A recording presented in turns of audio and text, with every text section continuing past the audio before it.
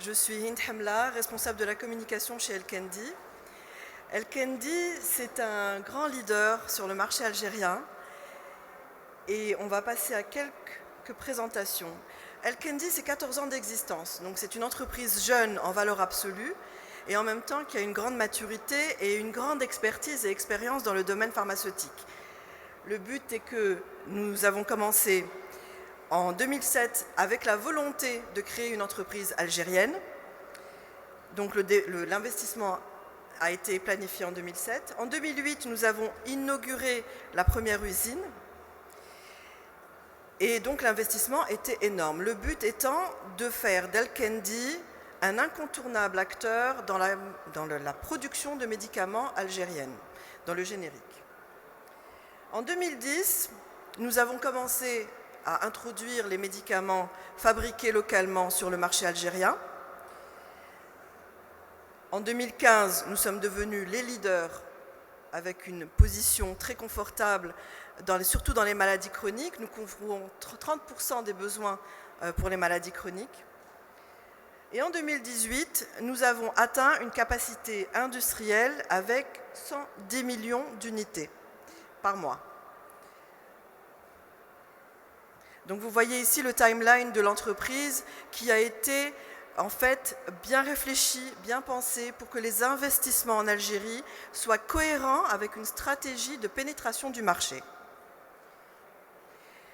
El Kendi, en quelques mots, donc nous sommes parmi les premiers laboratoires algériens privés à avoir choisi d'avoir un process complet, donc de A à Z, de la planification du médicament jusqu'à sa commercialisation, et tout se fait au niveau des usines, avec des employés, plus de 1000 employés en Algérie, algériens pour la plupart, qui ont comme base de travail la confiance, l'équité et le savoir-faire.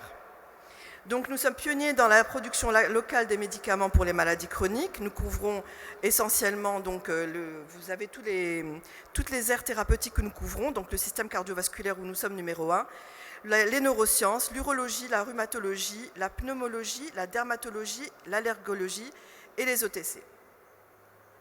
El Kendi, donc, c'est 2 usines qui sont basées à Rahmania. Et vous pouvez ici voir en un coup d'œil les capacités de production que nous avons, qui sont assez conséquentes. Et il faut savoir que nous planifions nos productions non seulement en fonction des besoins du marché, mais aussi pour répondre à la demande et aux besoins du patient algérien. Ceci étant dit, je vais laisser la parole à notre éminent professeur Ben Atmen, qui va débuter son symposium sur la gestion du patient psychiatrique en officine. Merci.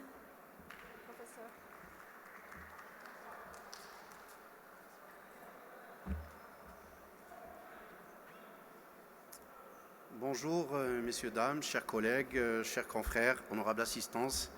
C'est avec un immense plaisir que je présente une question aussi pertinente.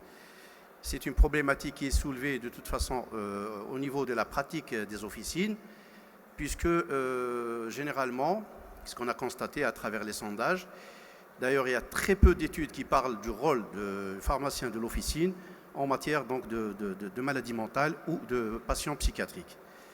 Vous allez voir qu'à travers les sondages, on a essayé de faire une petite enquête locale et qui montre qu'au fait, les pharmaciens d'officine ont une certaine méconnaissance de la maladie mentale par rapport à tout ce qui est digestif, tout ce qui est cardiovasculaire, tout ce qui est diabéto, etc. Donc ils gèrent parfaitement bien, que ce soit leur dossier, que ce soit les ordonnances, que ce soit même les conseils. D'ailleurs, je commencerai mon propos par rapport à ça. C'est le pharmacien, c'est la pierre angulaire dans la prise en charge du patient. Parce que vous savez que le patient connaît un circuit, c'est ce qu'on appelle le circuit du patient. Ça veut dire qu'il a son médecin traitant, ensuite il a son pharmacien, et la complémentarité des deux permet au patient d'avoir une observance.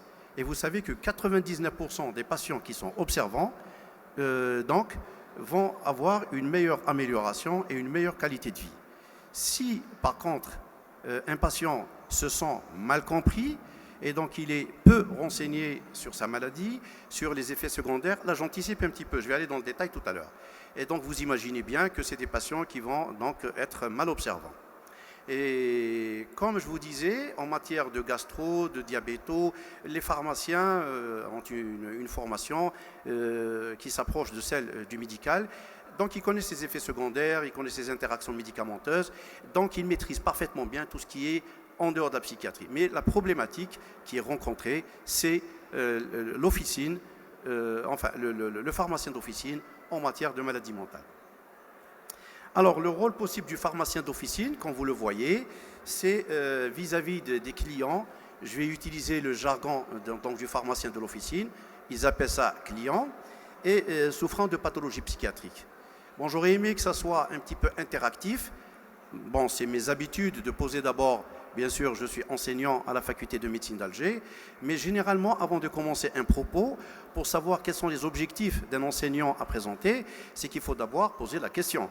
Et en fonction des réponses, on essaie de s'orienter ou d'orienter la communication. Malheureusement, ce n'est pas le cas, mais j'ai essayé d'être le plus proche possible de la demande des pharmaciens. Alors, vous savez tous les pharmaciens d'officine savent, ils gèrent beaucoup plus les maladies chroniques, puisque si vous passez dans des pharmacies d'Alger ou ailleurs, vous trouvez conventionné avec la CNAS, conventionné avec CNR, conventionné avec la CASNOS, etc. Et qui dit conventionné CNAS, qui dit conventionné CASNOS, ça sous-entend qu'il s'agit bien entendu de tout ce qui est maladie chronique. Et en maladies chroniques, elles sont innombrables, il y en a beaucoup. Donc 80% des patients qui fréquentent les pharmacies d'officine ou qui consultent en ambulatoire, c'est beaucoup plus, ils sont parfaitement bien connus comme étant des clients du pharmacien. Alors l'OMS, qu'est-ce qu'elle dit dans ces derniers chiffres? Que 40% au fait de la population sont concernés les prochaines décennies, c'est-à-dire quand on dit prochaines décennies, c'est à partir, ils ont situé tout ça entre 2020 et 2030. Et la reconnaissance de l'OMS, bien sûr, à partir de 1998, de quoi? C'est qu'il parle de l'encadrement optimal aux patients. Qu'est-ce que ça veut dire? Ça veut dire donner toutes les chances à un malade donc de pouvoir poursuivre son traitement. Et pour qu'il y ait naturellement une observance et une optimisation de la prise médicamenteuse chez le malade, il n'y a pas que le médicament. Il y a ce qu'on appelle la psychoéducation. La psychoéducation est hyper importante. La psychoéducation, elle passe d'abord par la connaissance de la maladie. Si l'individu méconnaît sa maladie, si un patient n'a pas conscience de la nature de sa maladie et de ses symptômes, il ne va pas prendre un médicament, il va se dire « je vais prendre un médicament pour quelle raison ?» Donc la première, c'est que le malade doit être bien informé par son médecin traitant. Ensuite, ce qui se passe généralement, il va chez le pharmacien. Il y a très peu de médecins qui expliquent le type de traitement, les symptômes qui sont à la limite concernés par le médicament, etc. Donc qui c'est qui vient en seconde position? C'est le pharmacien. Si le pharmacien délivre une ordonnance sans essayer d'apporter un plus ou susciter la curiosité du patient, généralement en matière de maladies chroniques, que ce soit en psychiatrie ou ailleurs, c'est des patients qui finissent par prendre de façon anarchique ou à la limite arrêter le traitement. Donc, dans les maladies chroniques, il faut qu'il y ait un engagement interdisciplinaire. Ça veut dire que le médecin explique la maladie, essaie de diagnostiquer, diagnostic clinique, radiologique, biologique, sur un faisceau d'arguments médical et paramédical. On a un diagnostic, on a une conduite thérapeutique. La conduite thérapeutique, le relais, c'est le pharmacien d'officine. Je ne parle pas du tout de la pharmacie de l'hôpital, c'est tout à fait un autre aspect qui est sous l'égide ou qui est sous la responsabilité du médecin-chef. Donc l'officine, c'est quelqu'un de libéral, qui peut recevoir une ordonnance étatique ou libérale également. Ça veut dire que tout converge vers le pharmacien. Et c'est pour ça que j'ai dit que c'était la pierre angulaire en matière de prise en charge des patients. Il faut que ça soit interdisciplinaire ou pluridisciplinaire. Pourquoi? Il a des conseils à prodiguer, parce que parfois le malade, il lui arrive de ne pas poser la question au médecin directement, de quoi est-ce qu'il s'agit, etc. Mais il préfère être à l'aise avec un pharmacien avec qui il lie des relations affectives, etc. Vous savez, quand vous avez un pharmacien qui vous alimente pendant 5 ans, 6 ans, on finit quand même par avoir des liens affectifs, etc. Donc, il peut lui poser des questions intimes, s'il est la notice, effets secondaires, etc. Ce n'est que le pharmacien qui peut le renseigner. Donc, vous imaginez, si le pharmacien, là j'anticipe encore, n'est pas au fait ou il méconnaît certains effets secondaires, là j'avance vers la psychiatrie. Donc, ça va être le malade qui va être un petit peu pénalisé ou qui restera à la limite sur ses fins et qui va ignorer quels sont les effets secondaires, la poursuite thérapeutique, etc. C'est pour dire que tout à l'heure, dans les recommandations, moi personnellement, dans les recommandations que je donne, ou les recommandations internationales ou celles de la HAS, la Haute Autorité de Santé française, qui dit que le pharmacien, dans son cursus universitaire, il doit avoir quand même une petite fenêtre sur les troubles mentaux et sur la psychiatrie, parce que c'est important. Donc un pharmacien diplômé, il est responsable de sa pharmacie, ça je vous apprends rien. Et donc à l'instar du médecin qui lui-même est responsable aussi de son cabinet ou de sa consultation professionnelle. Donc il ne peut être qu'un allié du patient. Donc c'est à peu près la même chose que le patient. Donc qu'est-ce qui est considéré dans la littérature?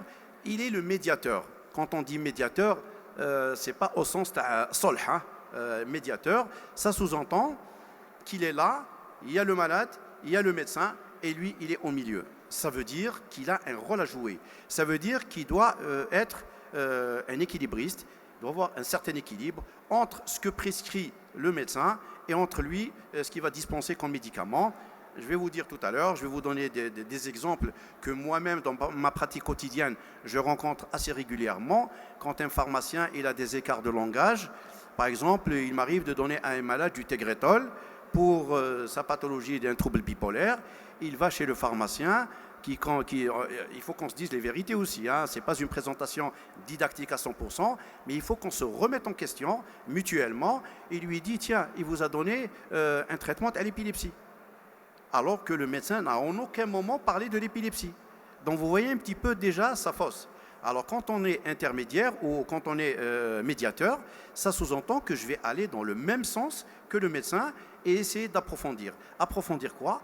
Approfondir les connaissances. Vous allez voir tout à l'heure, je vais vous présenter une étude très très intéressante. C'est parmi les seules études qui ont été faites concernant le pharmacien d'officine et le malade psychiatrique. Vous allez être stupéfait des résultats qu'on a retrouvés à travers le sondage des patients, ce que pensent les patients de leur pharmacien ou ce que pensent les pharmaciens de la maladie mentale en général ou bien Alors, donc, c'est un interlocuteur qui doit être compétent. Le terme est très important. Quant aux informations relatives, bien sûr, à ce qui concerne la médication. Qu'est-ce que ça veut dire? C'est un professionnel de santé de plus accessible au public. Je vous l'ai dit tout à l'heure, le patient pose rarement des questions au médecin. Ça veut dire, si vous voulez, dans la tradition médicale, on est toujours, du moins chez nous, ailleurs, c'est une collaboration. La relation médecin-malade, c'est une relation horizontale. Et ça va dans les deux sens. C'est ce qu'on appelle d'ailleurs, si vous voulez, c'est la négociation. Le malade négocie le traitement avec le médecin. Ça se passe en France, aux États-Unis, dans les pays scandinaves. Chez nous, il y a encore la tradition, c'est une relation verticale et à sens unique. Ça veut dire que le médecin reste toujours le détenteur du savoir et qui transmet son savoir au malade et qui est là, soumis et qui doit tout accepter. On est encore dans cette tradition chez nous. Et à partir de là, si on est dans cette tradition, vous imaginez bien que le patient va être un petit peu réticent pour poser certaines questions au malade. Donc il est impressionné par le diagnostic du malade, du jargon médical et donc de la prescription. Comme on dit, c'est le pharmacien du coin qu'il connaît. Donc le pharmacien, c'est le confident, comme je l'avais dit tout à l'heure, et donc c'est quelqu'un qui doit maîtriser, et c'est le plus accessible au public. Les malades ne sont pas très très accessibles aux médecins pour discuter le diagnostic, du pourquoi du médicament, etc. Ce n'est que le pharmacien qui peut lui expliquer pas mal de choses. Donc vous voyez déjà en arrière-pensée là où je veux en venir. Mais malheureusement, la problématique, c'est qu'il y a des études dans ce sens. Je vous garantis que sur le plan littérature, elle n'est pas du tout abondante concernant la relation officine et malade psychiatrique. Le reste, il y a quand même des études qui sont très abondantes et même récentes, mais j'ai bien fouillé dans la littérature. Très peu d'études ont mis en évidence ce type de relation assez particulière entre malade psychiatrique et officine. Donc la prise en charge médicamenteuse de patients, elle fonctionne comme elle le devrait. Donc qu'est-ce qui se passe? La sécurité du patient, elle est garantie normalement, zéro erreur médicale. Or, les erreurs médicales, soit les erreurs de prescription, ça peut arriver chez le médecin, ou bien l'erreur de transcription. Ça veut dire qu'un pharmacien, moi je vous dis honnêtement, un pharmacien, une fois, il s'est gouré puisque je ne cite pas le produit, je ne cite pas le laboratoire, il y a 2 médicaments. Wahad, il est beaucoup plus SNC, l'autre cardiologie. Eh ben, le pharmacien s'est trompé. Il a donné un produit de cardiologie pour la pharmacie. Ils se ressemblent comme tout. Donc c'était un réflexe, ou c'était pas par méconnaissance ou par omission, mais c'était juste un réflexe. Ben, au lieu de donner de la carbamazépine, vous imaginez, et il a donné autre médicament qui est un anticoagulant et qui se ressemble les trucs. Là aussi, les laboratoires, je ne peux pas faire un design, le packaging d'un médicament SNC qui ressemble étroitement, pour ne pas dire une copie conforme d'un produit donc de cardiologie. Il y a juste la DCI qui change. Ben, les réflexes, ça peut arriver, les erreurs. Et donc ça, c'est les erreurs, c'est ce type d'erreur qui fait que beaucoup de patients arrêtent leur traitement. Ça a été rapporté dans des sondages, dans des enquêtes, dans des études épidémiologiques. D'ailleurs, on vous dit qu'un patient, la fréquence au niveau d'officine est d'1 erreur sur 7 à 15 prescriptions. Tant mieux, ce n'est pas très important, mais ça demeure, il n'y a pas 0 erreur. Mais parfois, c'est le pronostic vital qui est mis en jeu du malade, ou c'est le pronostic du patient qui est mis en jeu. Alors, les points faibles usage médicamenteux, c'est quoi? Ils sont en nombre de 3, je vous l'ai dit. Soit c'est la prescription qui est inappropriée de la part du médecin, pour ne pas jeter la patate chaude pour le pharmacien. Vous avez la dispensation, comme je vous dis, au lieu de donner de la carbamazépine, il peut donner autre chose, parce que les produits se ressemblent, sans rentrer dans le détail du fonctionnement d'une officine de pharmacie, à qui je voue énormément de respect. Et enfin, sur l'administration ou l'indication du médicament. Là, je vous le dis, un médicament qui a une indication en matière de psychiatrie, il a une indication en matière, par exemple, de neurologie ou de pédiatrie. Je vous donne un exemple, si vous me le permettez. Si vous prenez la clomipramine, qui a son indication dans les épisodes dépressifs sévères, dans les troubles, dans les TOC, troubles obsessionnels compulsifs. Bon, si le pharmacien se focalise uniquement à ce niveau-là, si le médecin, moi-même, je le prescris pour l'énurésie chez l'enfant à 10 mg, il arrive chez le pharmacien, il va lui dire il vous a donné un produit, elle est malade mentaux. C'est à la dépression. Ça veut dire qu'un tarak me dépresse. Vous imaginez donc ce qui se passe dans le mental de l'individu. Alors que le pharmacien, normalement, il est tenu de connaître bien les indications secondaires. Parce qu'il y a l'indication principale. Or, c'est des médicaments, c'est des indications qui sont en AMM. Un médicament peut avoir une AMM pour une pathologie donnée et qui peut avoir une AMM pour une autre spécialité qui n'a absolument rien à voir. On est d'accord là-dessus. Donc le pharmacien, s'il lui dit donc un dépressif, beaucoup de patients sont venus me voir et ils disent « Manish épileptique ». Mais j'ai dit, qui c'est qui vous a dit que vous êtes épileptique? Il a dit, le pharmacien, il a l'ordonnance. Il me donne l'ordonnance, j'ai mis carbamazépine. Oui, mais la carbamazépine, moi je l'ai prescrit pour une AMM donnée, pour un diagnostic donné, pour une maladie donnée. Le pharmacien, je ne sais pas si c'est un vendeur ou si c'est un pharmacien, avec tout le respect que j'ai pour les vendeurs, au contraire, il règle beaucoup de problèmes, mais par méconnaissance, je dis bien, j'utilise mes mots et je les pèse. Par méconnaissance, ce n'est pas par autre chose. Il va lui substituer ou il va lui inculquer dans sa tête que comme quoi il souffre d'une maladie pour laquelle il n'a jamais consulté, c'est tout à fait autre chose. Donc là, il faut se méfier aussi. Qu'est-ce que je voulais dire aussi? Donc la prise en charge des patients, toujours je suis dans la redondance, mais d'essayer de vous donner des messages forts qui sont très importants, donc il faut à chaque fois se répéter pour... Donc en ambulatoire, doit instaurer une certaine logique organisationnelle, interprofessionnelle, et donc pour gérer la problématique de ces patients. Donc c'est une opportunité aussi pour continuer de renforcer à la limite le rôle professionnel du médecin et du pharmacien de la santé de proximité. Parce que vous savez très très bien, un malade qui vient par exemple à Mustapha, il me consulte en consultation et il habite par exemple... je ne sais pas, on reçoit des malades un peu partout. Et vu que la loi maintenant a changé par rapport aux patients CNAS, c'est-à-dire qu'ils ne sont pas obligés d'avoir toujours la même officine, il peut aller, il peut la servir faire batache, ou il peut la servir ailleurs, dans un petit patin comme ça. Ça veut dire qu'il faut qu'il y ait une certaine continuité, une certaine complémentarité, l'articulation interprofessionnelle entre les deux. Alors, le soin pharmaceutique et son effet. Donc vous voyez qu'on parle de soins, on parle de pharmacie et on parle d'effet. Ça, c'est très important. Ça veut dire que le pharmacien n'est pas en marge de la prise en charge médicale, mais il fait partie intégrante, je vous le dis encore, c'est la pierre angulaire. C'est quoi? C'est l'ensemble des dispositions, en fait, de la pharmacothérapie. Pharmacothérapie, ça veut dire quoi? Ça veut dire que vous donnez une substance chimique pour gérer une maladie. C'est une thérapie à travers des produits chimiques et pharmaceutiques. Ça veut dire que là, la responsabilité du pharmacien est pleinement engagée. D'ailleurs, on vous dit la disposition responsable. J'ai commencé par ce chapitre. Pourquoi? Parce que les pharmaciens sont responsables de leur acte. S'il a substitué un médicament, bon, je ne parle pas de princeps vers le générique, etc.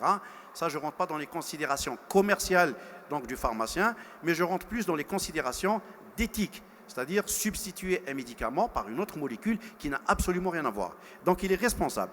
Et le médecin a prescrit tel produit, bon, vous gérez, mais vous devez être en cohérence et en adaptation avec la prescription médicale. Deuxièmement, c'est ce qu'on appelle la pharmacothérapie, c'est quoi? C'est tout ce qui est donc, c'est les soins. Ça ne se limite pas uniquement, le pharmacien, à tout ce qui est économique. Ça veut dire vendre, récupérer, etc. Mais il est de plein pied, ou qui a mis le pied dans le plat, à la limite, dans la prise en charge du patient. Parce qu'on a tendance à dire, la prise en charge du malade, c'est le médecin, c'est l'hôpital, c'est la clinique, mais on oublie le pharmacien qui a une part très très importante et qui a son pesant d'or aussi. Et donc l'amélioration de la qualité de vie. Le pharmacien, il est là d'officine aussi pour améliorer la qualité de vie à travers ses conseils. Vous allez voir tout à l'heure, il peut prodiguer des conseils, etc. Mais, avec un mais, il doit connaître la maladie. C'est pour ça que vous allez voir tout à l'heure que le pharmacien, théoriquement, il doit bénéficier des formations médicales continues dans une spécialité qu'il ne maîtrise pas ou à la limite dans une spécialité qu'il méconnaît, et particulièrement la psychiatrie, puisque j'arrive très rapidement à la psychiatrie. Donc, la notion du pharmacien en Europe, comment elle est conçue, c'est le soin continu, systématique et professionnel exercé par le pharmacien à l'égard d'un patient donné. Donc, ce pharmacien, le meilleur soin pharmaceutique est garanti par le pharmacien. Bien sûr, qui sera procuré en coopération avec les autres, comme le médecin, comme l'infirmier. On peut appeler le médecin, on peut appeler l'infirmier, on peut appeler, ça, je vous parle en Europe. En Algérie, on n'appelle même pas le médecin traitant, mais ailleurs, on appelle même l'infirmier qui a l'habitude de prodiguer des soins pour le malade et se concerter mutuellement. Et il faut avoir ce qu'on appelle de l'empathie. L'empathie est essentielle pour un bon résultat. L'empathie, c'est un terme médical et psychiatrique. L'empathie, c'est quoi? C'est cette capacité dont dispose l'individu à se mettre à la place de l'autre, à éprouver la souffrance de l'autre, à comprendre la souffrance de l'autre. C'est pour ça qu'on dit que la personne qui n'a pas d'empathie ne peut pas comprendre l'autre, ne peut pas soigner l'autre. Tant qu'on n'a pas cette faculté, cette capacité à se mettre à la place du souffrant, du demandeur, on ne peut pas lui prodiguer ce qui lui manque. Donc l'empathie est très importante en médecine et particulièrement en psychiatrie et le pharmacien aussi. Donc si le pharmacien n'arrive pas à saisir la souffrance, la crainte, l'inquiétude du patient, eh ben, il ne pourra jamais lui prodiguer les conseils dont le patient a besoin. Donc retenez l'empathie et la pharmacie. Voilà un petit peu ce qui se passe en Europe schématiquement. Voilà un peu le contexte interpersonnel. Il y a le pharmacien d'un côté, il y a le patient d'un côté. Chacun d'entre eux ont leurs préoccupations, ont leurs prérogatives, ont leurs trucs à faire. Mais vous voyez qu'il y a des interférences. Les interférences sont par exemple d'ordre religieux, d'ordre éthique, d'ordre économique. Je vous passe en revue le contexte organisationnel. Tout ça, c'est la boucle qui fait que le pharmacien, c'est vrai, c'est pas facile de gérer, mais en matière de psychiatrie, je sais qu'il gère mieux ailleurs, mais en matière de psychiatrie, il y a ce qu'on appelle des insuffisances. Alors, au niveau international, comment ça s'est développé, les soins pharmaceutiques? Parce qu'avant, on n'entendait pas parler des soins. Qui dit soins, ça veut dire ilaj. Le ilaj, c'est à partir du médecin. Ça vient de médical et non pas de pharmacie. Et donc, je ne suis pas ici pour vous apprendre quelque chose, c'est uniquement pour vous faire un petit rappel que le pharmacien intervient dans les soins. Il fait partie intégrante des soins. Alors vous imaginez, il y a des confédérations internationales, il y a des syndicats quand même internationaux, etc. Et vous voyez l'évolution depuis 1992 à 2006. Il y a eu quand même une évolution donc, du rôle du pharmacien d'officine dans la prise en charge en général. Et vous voyez que l'OMS, qui est l'Organisation mondiale de la santé, l'objectif stratégique pour 2020 et au-delà, que les pharmaciens axent la priorité sur le patient lui-même. Donc vous voyez le rôle qui est confié quand même, c'est une partie très importante, le pharmacien, à ne pas sous-estimer du tout et à ne pas, c'est-à-dire le confondre avec, comme on dit, c'est un pharmacien à frère les doigts. Ça, c'est une erreur. Si on part déjà à travers les études médicales de pharmacie, qu'on finira par ouvrir une boutique qui va nous ramener de l'argent, c'est une erreur. On a le droit de travailler dans le libéral, mais on est donc les serviteurs des patients et des patientes. Maintenant, quel est, depuis tout à l'heure, je vous donne des généralités comme ça, maintenant en psychiatrie, c'est ma spécialité. Moi, mon inquiétude, c'est de voir un peu les patients qui vont dans les officines et qui reviennent parfois bredouilles et parfois qui sont très satisfaits.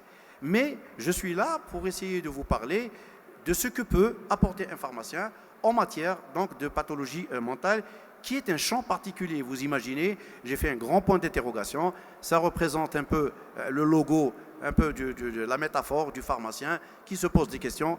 Que puis-je apporter pour un patient psychiatrique?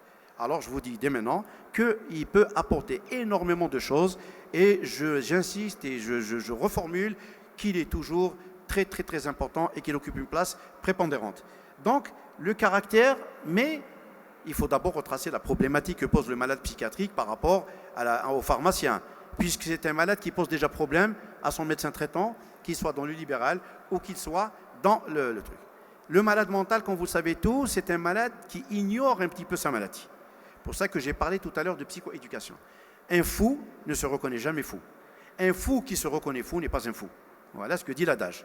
Donc à partir de là, ces malades sont un petit peu difficiles, on le reconnaît, puisqu'ils le sont même dans nos consultations, lors des hospitalisations, c'est des malades qui ne prennent pas leur traitement. Pourquoi? Je vais vous dire pourquoi. Parce qu'il y a le caractère fluctuant de la plupart des désordres mentaux. Psychiatrie, c'est des maladies, et les malades ne sont pas très stables.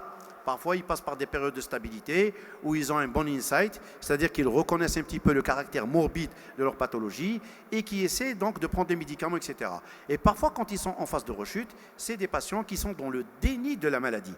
Ça veut dire qu'ils sont là, c'est comme s'ils ne sont pas malades. C'est comme quelqu'un qui dénie carrément, il ignore qu'il est malade. Donc, ces patients posent problème, par conséquent, chez le pharmacien d'officine. Les patients qui souffrent bien davantage de diminution de leur qualité de vie, donc vous avez ces malades psychiatriques, ils ont une qualité de vie beaucoup moindre par rapport aux malades normaux. Et une faible observance, j'en ai parlé tout à l'heure, c'est des malades qui ne prennent pas leurs médicaments. Donc la thérapie médicamenteuse, elle est primordiale.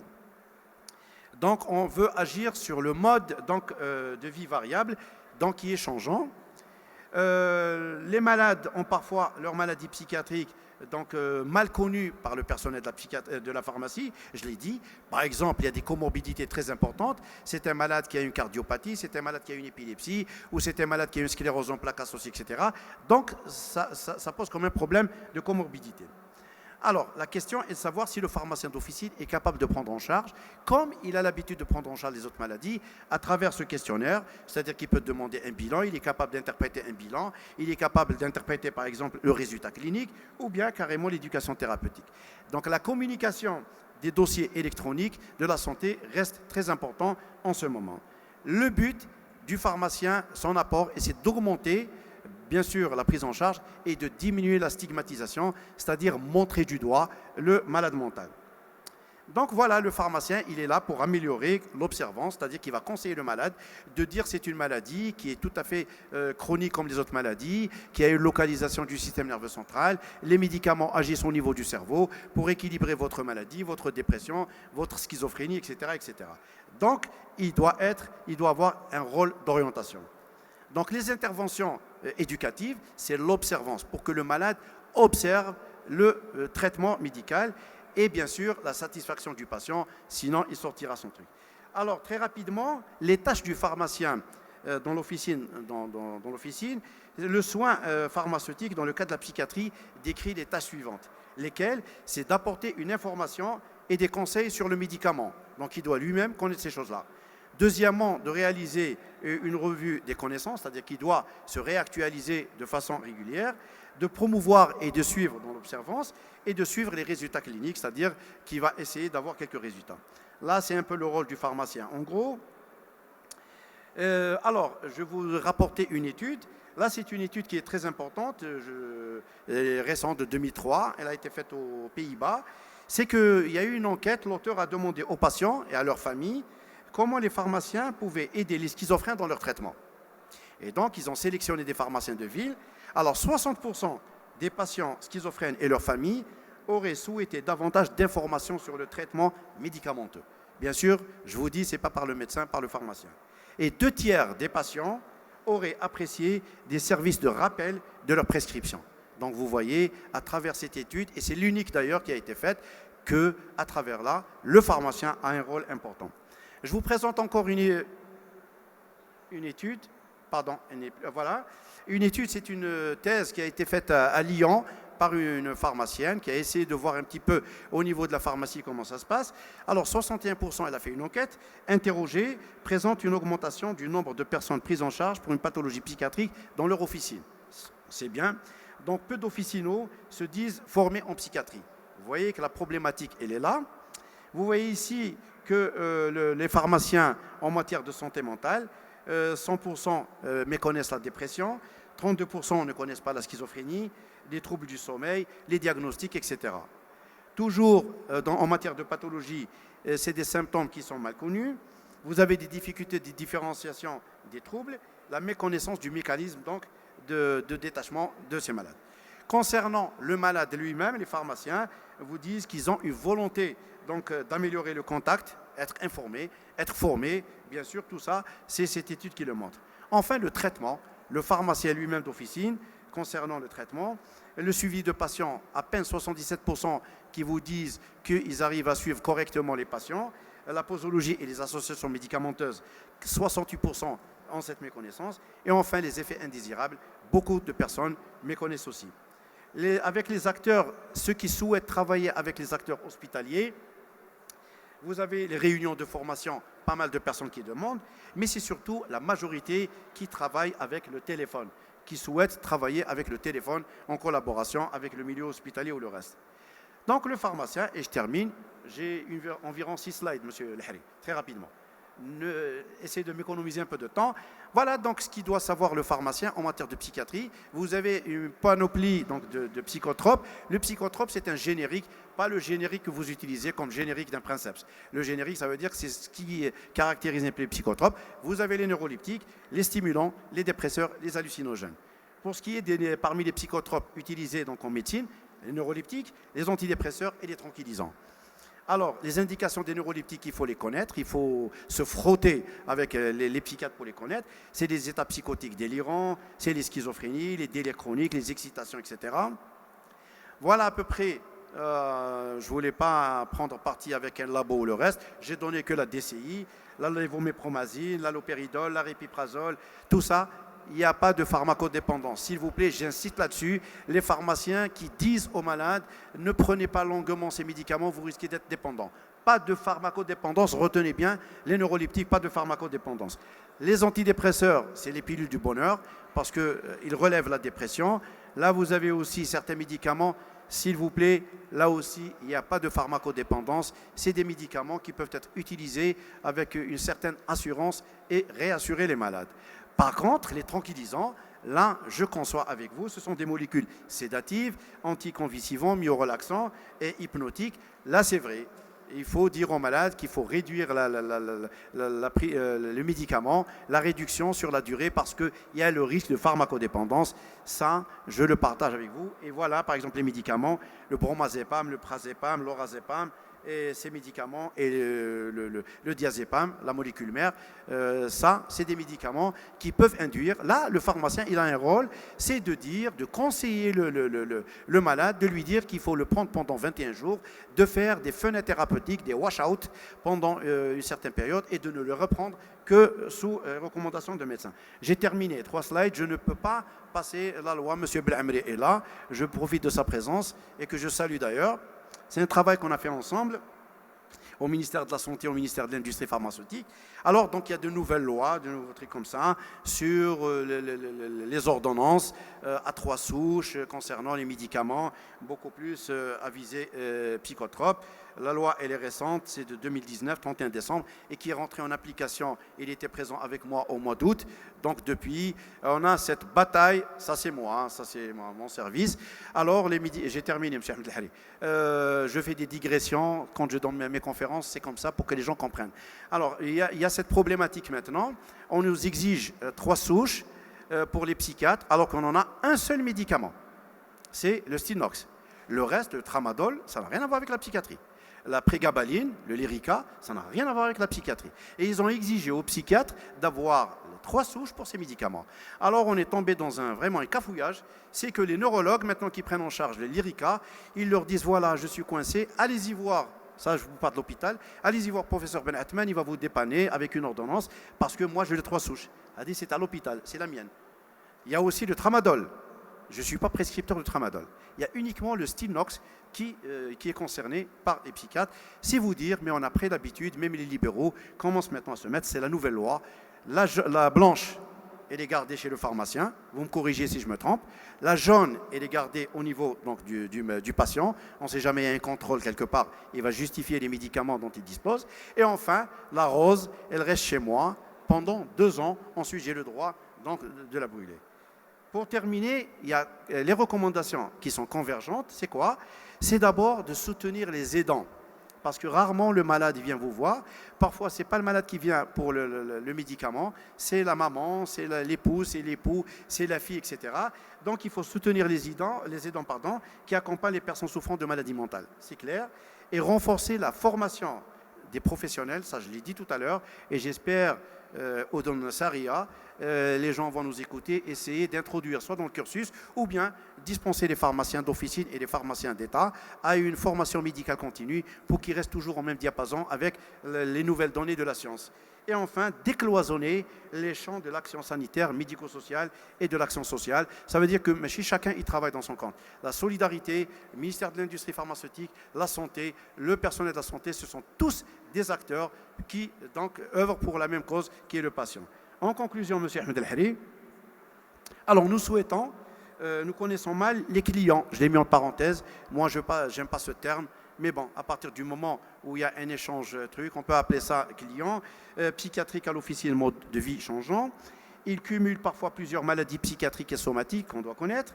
Donc, difficile à reconnaître avec les exactitudes, lesquelles les résultats pharmacothérapie sont souvent donc, difficiles à établir. Le généraliste dans cette maladie n'est pas toujours l'acteur principal. C'est-à-dire que c'est les psychiatres, contrairement à tout ce qui est colopathie, tout ce qui est diabétique, tout ce qui est hypertension, tout ce qui est d'autres maladies rhumatisantes, etc. Le généraliste quand même intervient et il a l'habitude de travailler avec le pharmacien. Ici, c'est l'exclusivité, le champ de la maladie mentale. Ça fait un petit peu l'exclusivité du psychiatre. Et enfin, différents types de soins nécessaires pour différentes maladies psychiatriques. Je vous ai dit des médicaments qui sont prescrits en AMM, d'autres en AMM. Et ce n'est pas la peine de discréditer le psychiatre ou de discréditer le médecin. Al-Hadi, à ma connaissance, c'est fait pour telle maladie, telle maladie. Le médecin sait parfaitement bien ce qu'il fait. Et c'est au pharmacien de se mettre à la page ou d'aller appeler le médecin. Est-ce que vous vous êtes trompé ou est-ce que c'est l'indication? Enfin, une coopération étroite entre psychiatres, généralistes, infirmiers psychiatriques, qui n'existent pas chez nous encore, famille et autres soignants est nécessaire. Et enfin, les pharmaciens doivent mieux se former au terrain de la maladie psychiatrique. Et je vous remercie de m'avoir écouté et je reste à votre disposition.